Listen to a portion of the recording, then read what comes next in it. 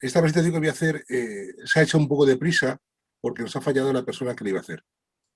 La tenía medio preparada, la tenía por lo menos en la cabeza estructurada, después de haber leído 2 o 3 libros, y me pareció interesante porque básicamente, y eso lo resumo, engloba un poco también lo que es mi filosofía de la terapia y esa diferenciación que entre consciente e inconsciente es necesario para hacer cuando practicamos terapia, ¿no? Y también de una manera que esa misma diferenciación entre consciente e inconsciente es un poco contradictoria y como ya intentaré explicar en la presentación. Sobre todo, os quiero pedir disculpas por si soy redundante y repetitivo, porque no he podido pulir de todo el boceto que tenía hecho. Lo que vamos a intentar, o lo que voy a intentar hacer, es explicar por qué, desde mi punto de vista en terapia, hablo de dolor y no hablo de otro problema. Y hablo de dolor porque prácticamente los problemas que se presentan las personas en terapia se resumen en un dolor emocional. Y ya sea lo que presente como queja, ya sea una depresión, un problema de relación, de sentimiento de insuficiencia, lo que sea, en realidad son formas distintas de deletrear algo que a la persona le duele. Y es lo que le motiva a buscar ayuda. Y desde mi punto de vista es más fácil y más claro hablar de dolor que establecer un constructo específico de una patología determinada. Porque para poder entender la experiencia personal, la consecuencia psicológica que tiene la persona y las intervenciones necesarias que hace falta hacer frente a ese dolor, creo que es más relativamente, mucho más fácil comprender en comparación con los complejos sistemas teóricos que a veces asociamos a los trastornos. Hablar de dolor es más fácil para comprender y para examinar incluso para la persona que lo sufre. Y sobre todo para muchas veces determinar cuál es el origen de ese dolor. Además, todo esto, todos sabemos los problemas que nos da el etiquetado de las patologías. Es, por ejemplo, si cuando a una persona le dices que tiene depresión, evidentemente lo va a buscar en el Wikipedia y todos los síntomas se le van a aparecer. Y es que en realidad todos tenemos síntomas que se parecen siempre alguna vez a la depresión. Luego, definir el problema que tiene una persona como un dolor psíquico o malestar evita ese dolor, evita ese meterse la persona en la definición que ha leído. Porque pensamos un momento, por un momento, la persona puede describir que el dolor como deprimido o que su relación de matrimonio no funciona. Si ya lo define como deprimido, automáticamente buscaremos nosotros causas de su depresión en la mala relación que tiene. Pero si es lo que dices, que tengo un dolor y te empiezo a describir ese dolor como tal, es más abierto a podértelo explicar mejor. También, desde mi punto de vista, el dolor nos conduce mejor al origen y nos centramos más en lo que realmente habla la persona.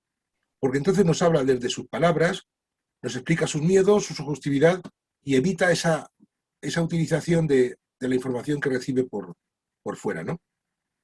Además, creo que se coopera más abiertamente cuando el tratamiento, y son más abiertamente las personas y nosotros mismos, cuando vamos acercándonos a sus sentimientos y nos vamos absteniendo de enmarcar ese problema dentro de una teoría o de un constructo. Siguiendo con esto, el dolor lo considero como si fuera el piloto de un coche, el piloto de aviso de un coche de que falta gasolina o falta aceite. De tal manera que, considerándolo así, el dolor no es el problema real de la persona. El dolor es el aliado terapéutico que tenemos que utilizar en vez de atacar. Y es bueno que tenga dolor. Aunque parezca contradictorio, el objetivo entonces de esta perspectiva no es eliminar el dolor, sino encontrar la comodidad. Por eso te digo que, o pienso yo, que tanto la ansiedad como la represión, como la depresión o cualquier sí, tenemos que dejar que exista y que la persona vaya consiguiendo comodidad. Es esa barra que he puesto ahí de desplazamiento, ¿no? Si tú, en vez de conseguir eliminar el dolor, lo que permites es que tenga comodidad, automáticamente la persona disfruta más. Se elimina el dolor. Por eso, en la barra horizontal, el extremo más claro del dolor va variándose hasta la comodidad. Luego, si creamos en la persona comodidad, desaparece el dolor.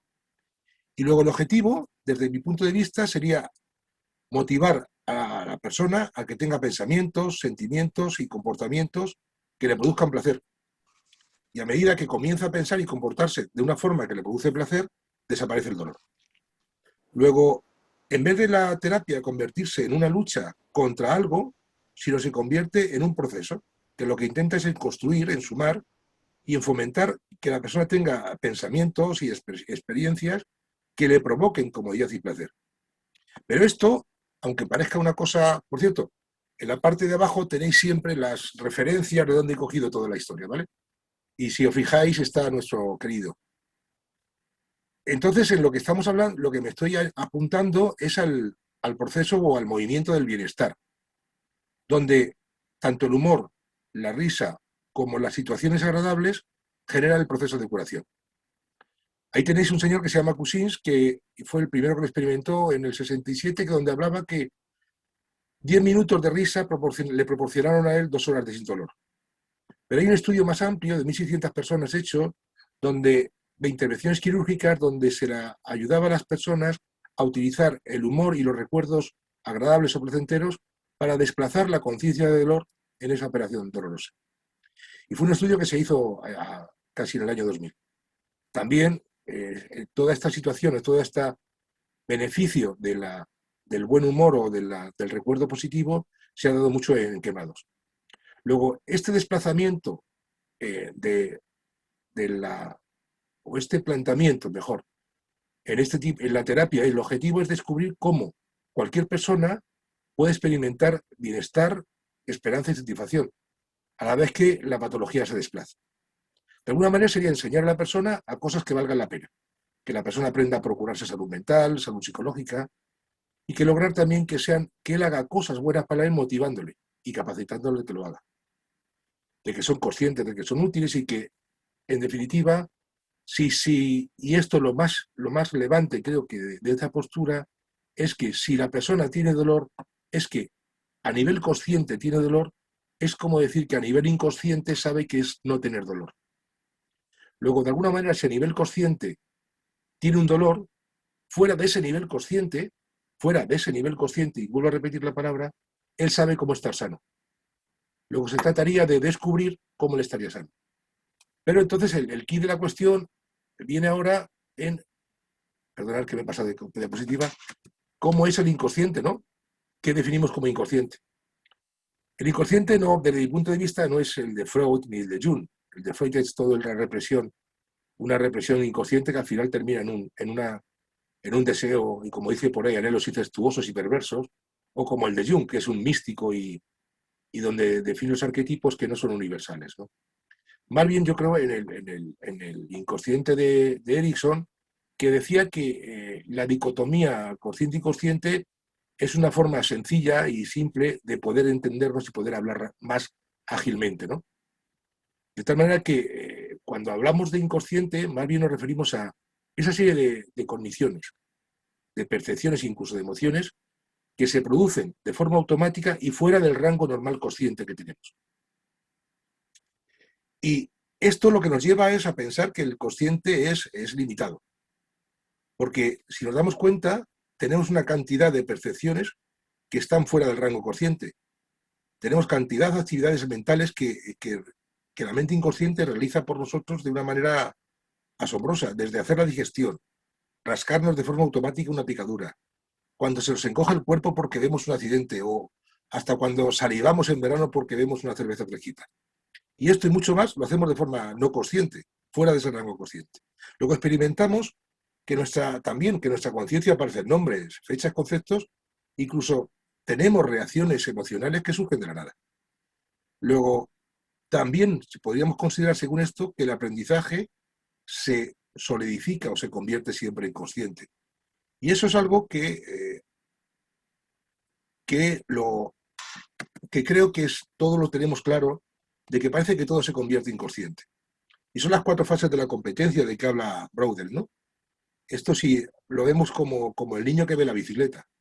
Un niño de 9 meses ve la bicicleta y es inconsciente, incompetente para montar. Cuando tiene 4 años, a lo mejor se siente incompetente, pero es consciente de que no puede montar. Cuando tiene 9 años, es consciente de que puede montar y competente de que monta. Pero cuando tiene 16 años es inconsciente. Montar en bicicleta ya es inconsciente para él. Luego el aprendizaje se ha convertido en inconsciente. Entonces, sin darnos cuenta, cuando empezamos a dominar un tema, se vuelve inconsciente. Luego proporcionamos, el inconsciente este nos proporciona ideas y herramientas que necesitamos para hacer frente a la vida cotidiana, que no nos damos cuenta de ellas, desde caminar hasta conducir, o encontrar acertijos, o recordar repentinamente nombres o cosas. Entonces, de alguna manera, hasta hay a veces que sentimos las implicaciones ocultas de los movimientos o gestos de una persona por el mero hecho de verla. Cuando dices tú, me cae bien o me cae mal. Solamente la has visto, pero existe una serie de mensajes que esa persona te está mandando y que tú inconscientemente lo estás recibiendo, pero conscientemente no los ves. Y esto nos pasa mucho cuando nos engaña algún amigo. La dilatación de la pupila, por ejemplo, no nos damos cuenta que nos está mintiendo y se está dilatando la pupila. ¿Por qué? Porque no, conscientemente no aceptas esto. Bueno, esto lo veremos un poquito más adelante, ¿vale? Bueno, luego entonces, lo que yo quiero explicar con estos niveles de conciencia es que hay actividades o multitud de actividades en la mente consciente y la mente inconsciente, perdón, que realiza por nosotros.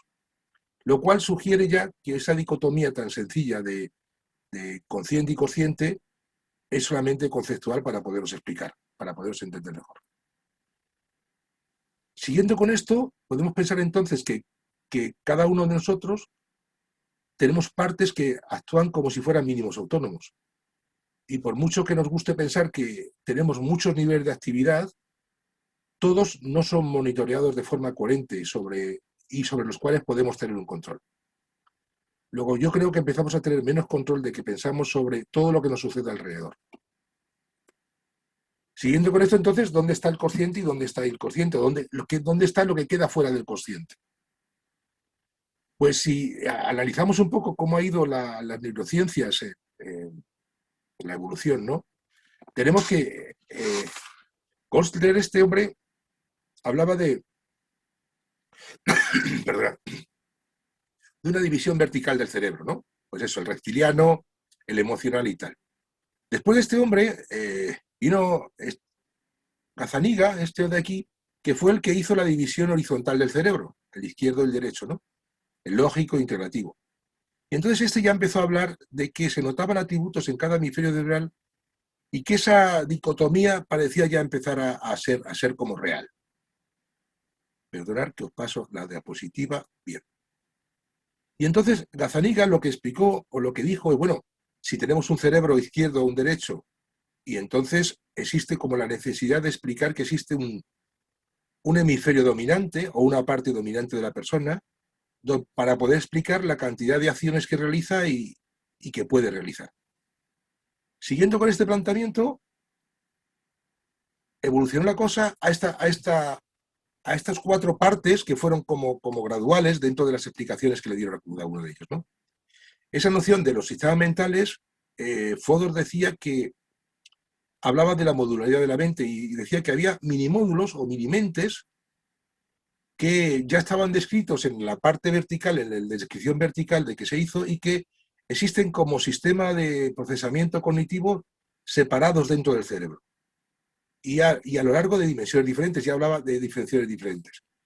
Gazzaniga, el que hizo la división horizontal, empezó a explicar ya también, después de 15 años, explicaba que había sistemas de procesamiento innatos y aprendidos.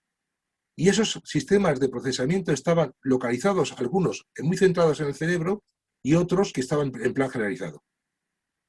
Ostien, el que tenemos ahí, lo que hablaba también era, en vez de explicar de módulos, hablaban que eran simplones.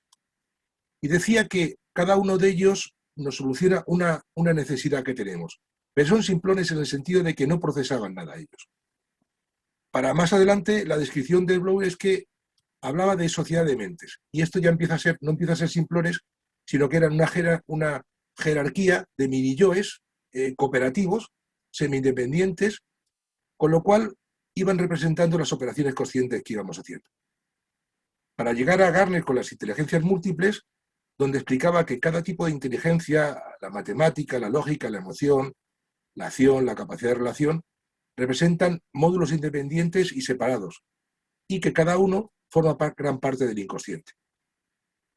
Y entonces, actualmente, lo que tenemos, o lo que como explica la neurociencia esto, es que todavía no nos permite exactamente decir qué módulos son los interactivos y cómo interactúan.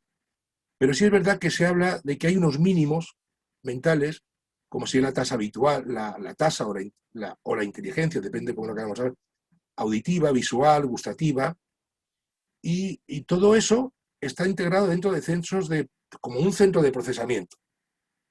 Tendríamos también un centro de procesamiento verbal y contraintegrador.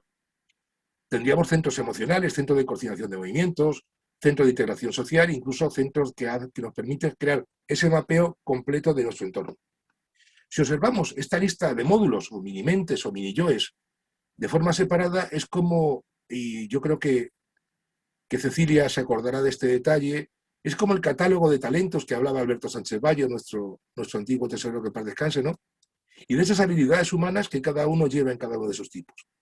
Pues cada uno de estos mínimos, cada uno de esos talentos que percibe la situación de una determinada forma diferente, y en cada uno es diferente porque cada uno, en esos talentos, tenemos historias de aprendizaje, de habilidades y terceras distintas porque ha dependido del contexto.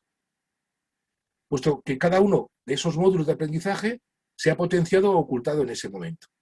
De los que lo que sí está claro es que parece que hay una cierta interacción o negociación entre esos módulos, pero que en ocasiones funcionan de forma independiente. Seguimos, perdonad un momentito, aquí. Entonces, esto me salta una diapositiva. Perdonad, me salta una diapositiva, sí. Entonces, lo que está claro es que tiene que haber un mínimo dominante. Y el mínimo dominante es observable y el que estamos usando nosotros ahora. Es el que nos hace con la mente consciente, y todas las conscientes somos de la misma forma. Y este mínimo dominante suele ser la mente analítica verbal.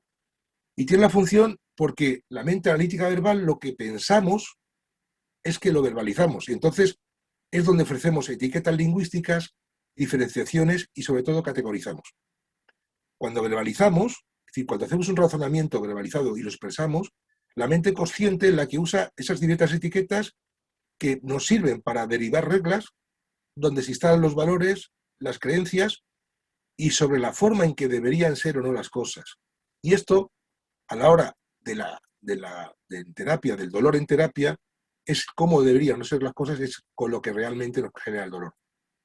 Luego, la mente consciente, lo que en realidad hace, construye un marco de referencia o un esquema de cómo tiene que ser el mundo. Y ese esquema, o modelo, a su vez nos guía para la comprensión y el comportamiento del cómo deberían ser las cosas, cómo deberían estar. Por lo tanto, las personas somos capaces de comprender o de responder solo a esas formas conscientes en ese marco de referencia que la mente verbal o la mente se ha creado. Para entender esto un poco mejor, yo, como tengo deficiencia de ciencias de informática, os presento este cuadro. En este cuadro, si os fijáis, en la parte de la izquierda son dos maneras de explicar lo mismo, ¿vale?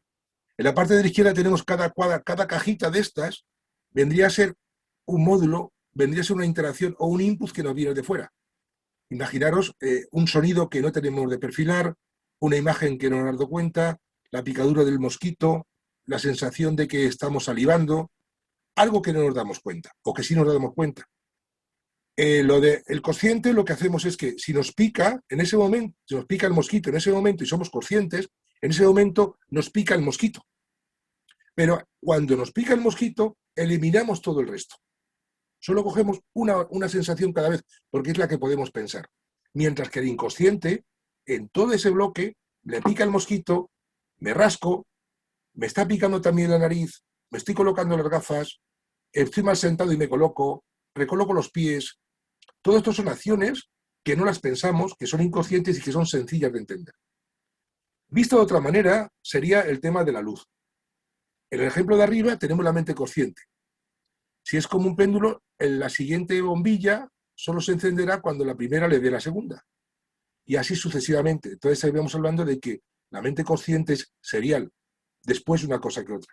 Mientras que en el ejemplo de abajo, la luz esa que está destellando, automáticamente, continuamente, toda la mente inconsciente, todo lo que es la capacidad de todos esos módulos que hemos dicho, están recibiendo continuamente información. ¿Alguna pregunta sobre esto? Sigo, ¿vale? Da gusto. Bien, perdón un momentito que me estoy perdiendo. Bien. Luego, ¿qué hace la mente inconsciente? Erickson decía que la mayor parte de tu vida está determinado por el inconsciente. Porque si hemos dicho que la mente consciente, ¿cómo decirlo? Su sino sería crear una historia que sitúa a la persona a cargo de lo que hace, tanto de la mente como del cuerpo. Con lo dicho, parece entonces que la mente consciente posee pocas habilidades y que es responsable de muy pocas cosas que nos ocurren. Porque su actividad principal es dar una explicación, pero una explicación de lo que hizo la mente inconsciente. Luego, los aspectos inconscientes empiezan a tomar una parte importante en la vida diaria de este planteamiento. Si la mente consciente es capaz, perdón un momentito, voy bien, me pierdo, ¿verdad? Perdonad. Luego, la mente consciente, si crea ese marco de referencia, entonces es capaz de forzar la atención o alejarse de un estímulo, depende de qué ocasiones, ¿no? Pero, sin embargo, lo mismo que el ejemplo que hemos puesto de los paquetitos de serie o tal, la mayoría de las decisiones, la mayoría de la información y de las decisiones que tomamos parecen ser realizadas siempre por la mente inconsciente. Ahí tenéis las referencias de 3 o 4 estudios de que uno de ellos dice que las causas reales de la acción humana son inconscientes. Incluso llegan a sugerir que la voluntad humana es totalmente una ficción. El de Fringe, el de Cringe, esta gente estudió los efectos del placebo y de las expectativas de respuesta, las sugerencias que se dan a las personas, los virus mentales, y ese tipo de conjunto de respuestas, y llegan a la conclusión que casi todo lo que hacemos es automático y sin ningún pensamiento o intención consciente. Incluso proponían que hay un grado de automaticidad muy alto en todo el comportamiento humano.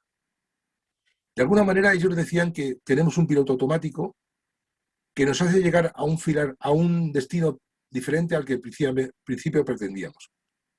Pero es que también abundaban más y decían que muchas de nuestras decisiones que son conscientes pueden ser tomadas por la parte inconsciente de nuestra mente. Y esto lo demostró Libet, el que tenéis abajo, que fue un tío muy curioso, porque hizo un estudio de neurociencias donde demostró que los actos voluntarios, los actos que voluntariamente haces, se iniciaban unos 300 o 400 milisegundos antes de ser consciente de nuestra situación de dicho acto. Luego, parece que existe evidencias de que la sensación de que estamos a cargo y que tomamos decisiones que conducen a acciones particulares sobre voluntad, pues eso empieza a ser una poca ilusión, ¿no? Entonces la mente inconsciente mantiene ese delirio, por así decirlo, de que todos los eventos y comportamientos los controla. Pero en realidad lo que hace, o lo que creo yo que hace, es que simplemente intenta mantener la coherencia de lo que hacemos. Y esto, aplicado en terapia, desde mi punto de vista, es importante. Porque si nos damos cuenta, cuando alguien nos cuenta algo en terapia, lo que intenta es que su discurso sea coherente. Por eso es tan importante, desde mi punto de vista, no categorizar. Luego, porque la persona lo que intenta es que atribuirse el mérito, encontrar explicaciones para todo lo que hace, pero todo lo que hacen esos mínimos que están dentro de él y esos inputs que está recibiendo. Con lo que en realidad, si te das cuenta luego a la larga, parece que no tiene control y que en gran medida desconoce lo que le está controlando a él. Luego, si avanzamos un poco más, podríamos decir que existe un delirio de importancia por parte de la mente consciente de lo que hace, ¿no? Es decir, pero también es verdad que la mente inconsciente no es del todo impotente, eso es lógico. La mente consciente, y esto es importante para el dolor, permite influir en las percepciones y en las respuestas de una manera indirecta. Como Erickson decía, el inconsciente siempre protege al consciente. Pues de alguna manera, y de forma similar o recíproca, la mente consciente decide cuáles son los resultados horribles y qué resultados horribles deben anticiparse en todas las situaciones para evitarse. Y entonces el consciente obedece. Y aquí empezó ya pues, a poder hablar ya de la patología. Luego, el consciente dirige directamente al inconsciente hacia unas metas para que sean compatibles con ese mapa que él se ha creado del mundo, con los eventos que son y que no son. Por lo tanto, el consciente influye en el inconsciente lo que percibe. En esa cantidad de modulitos que decíamos, el inconsciente habla de ellos, pero de una forma como muy sutil. Por ejemplo, los recuerdos, los pensamientos y las imágenes y las expectativas son siempre generados por esos mínimos y es el consciente el que le da más valor o menos valor a uno de ellos. Cualquiera de estos modulitos, de esos que hablábamos en esas cajitas que poníamos, puede ser aceptado, puede ser aplicado o ignorado, o incluso malinterpretado. Y ahí es donde vendría el problema. Si algo que de esos modulitos es una percepción, una memoria, una intención, una imagen, y es reconocida en su forma original, se puede distorsionar, se puede volver al reino del inconsciente o bien encajar en el esquema consciente y entonces estar la persona a gusto consigo misma.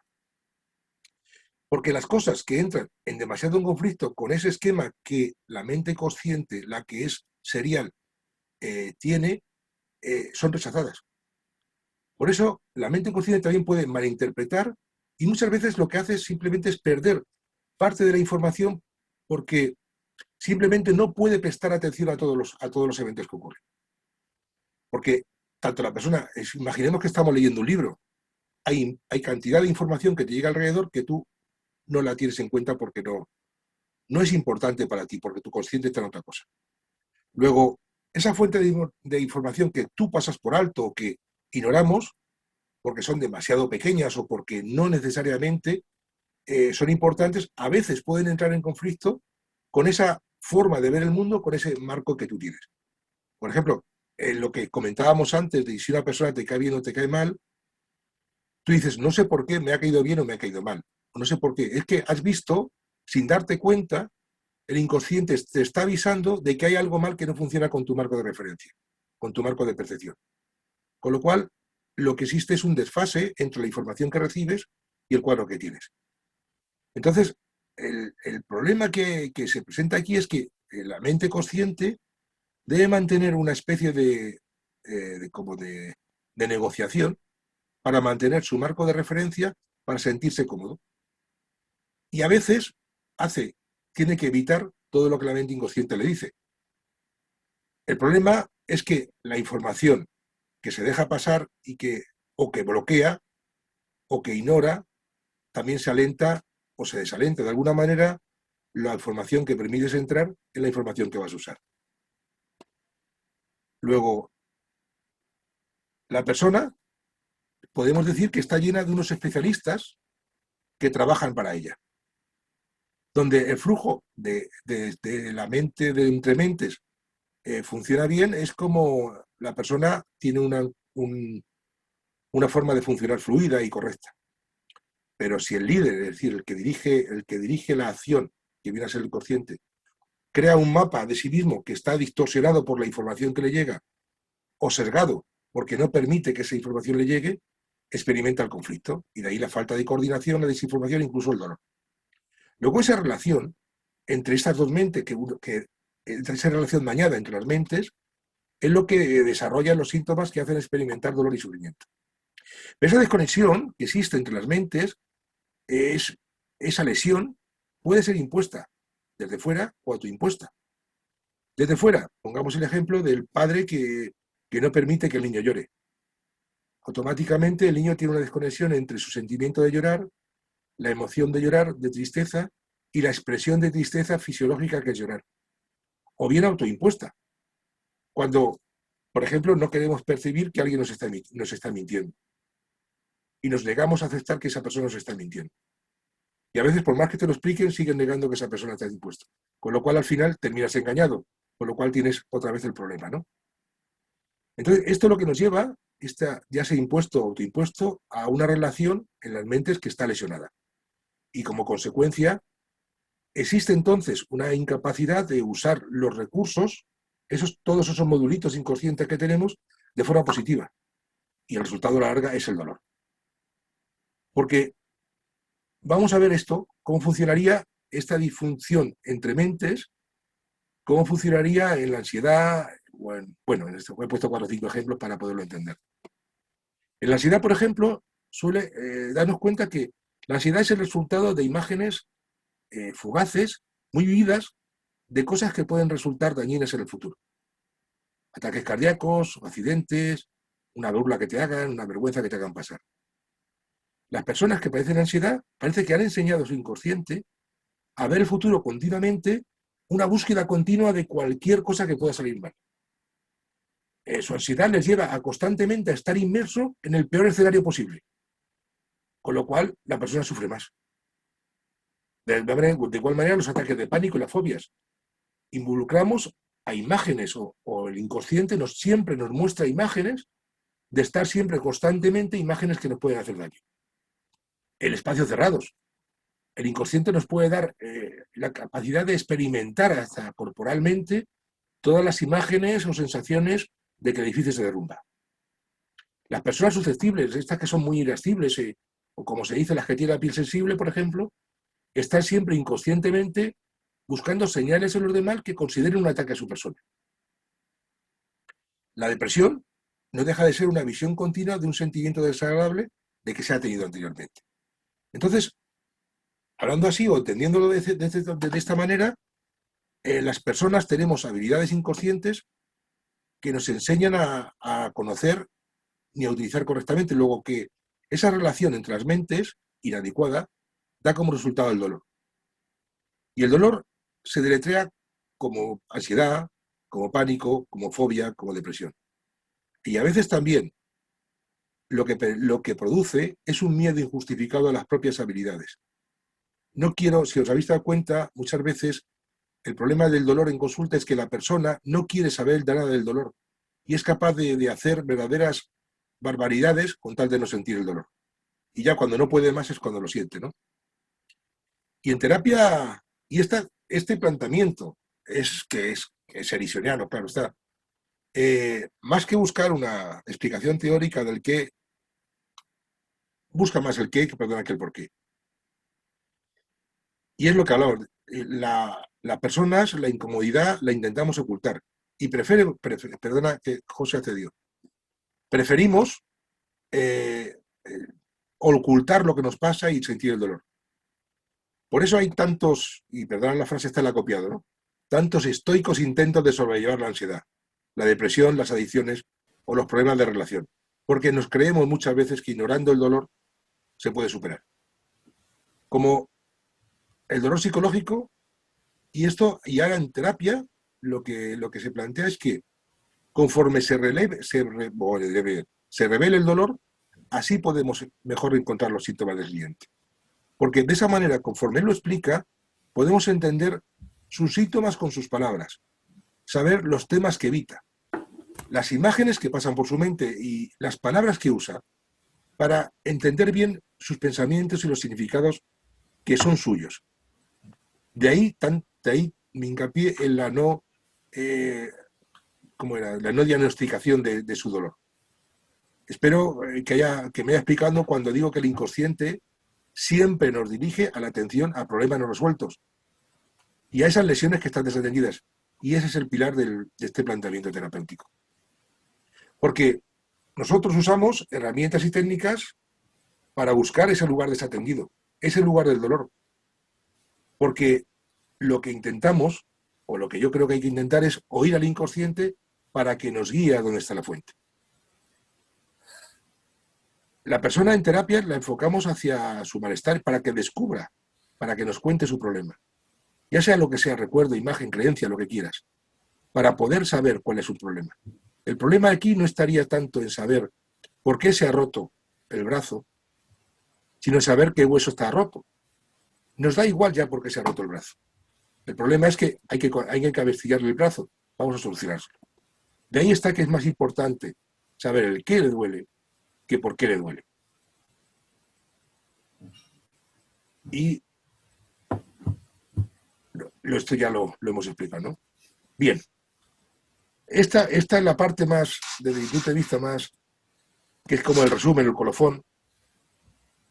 Es que tenemos que, o yo considero que las personas somos complejas y singulares. luego nos impide realizar o establecer una solución universal para todos, y creo además que sería un poco hasta presuntuoso. Lo que planteo aquí es algo así como lo que decía Edison a la hora de dormir. Podríamos decirle a una persona que se meta en la cama y que encontrara la posición más cómoda para dormir, pero sería un poco soberbio, ¿no?, o presuntuoso por nuestra parte decirle cuál es la posición más cómoda para ella para dormir. Y esa es la idea de esto. Porque cada persona debe determinar cómo es su mejor forma de dormir. Es decir, el cambio es motivar a la persona sin definir el cambio. Y eso es algo que tenéis ahí la relación, es lo que dice Teresa Robles, en ese libro que hemos puesto ahí. Luego, las experiencias a las que podemos inducir, las utilizamos para fijar la atención hacia esos aprendizajes previos que puede tener la persona que se han desconectado de la conciencia, y ofrecer que se organice esos aprendizajes que tiene para que genere nuevas habilidades y estrategias en solución de problemas. De tal manera que también podemos enseñarle a la persona a que lo vea todo desde como un niño que descubre el mundo o un sabio que sabe de todo. Porque lo importante es activar las habilidades y comprender esas diversas minimentes que estábamos hablando para que aceptemos el cambio mientras estamos creando o añadiendo nuevas habilidades y los entendimientos y vamos desarrollando entendimientos.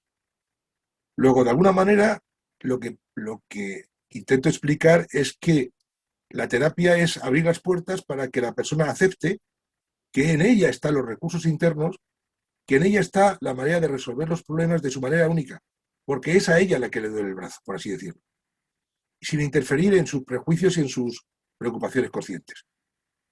Entonces, de alguna manera, lo que intentamos o lo que se intenta es aprender a confiar, a usar y, sobre todo, expandir las propias capacidades inconscientes, permitiendo que esa comunicación, que esos módulos que teníamos ahí, puedan entrar en juego. Y ahora yo termino porque la presentación es bastante corta, y quería preguntaros cuántas veces dije hipnosis.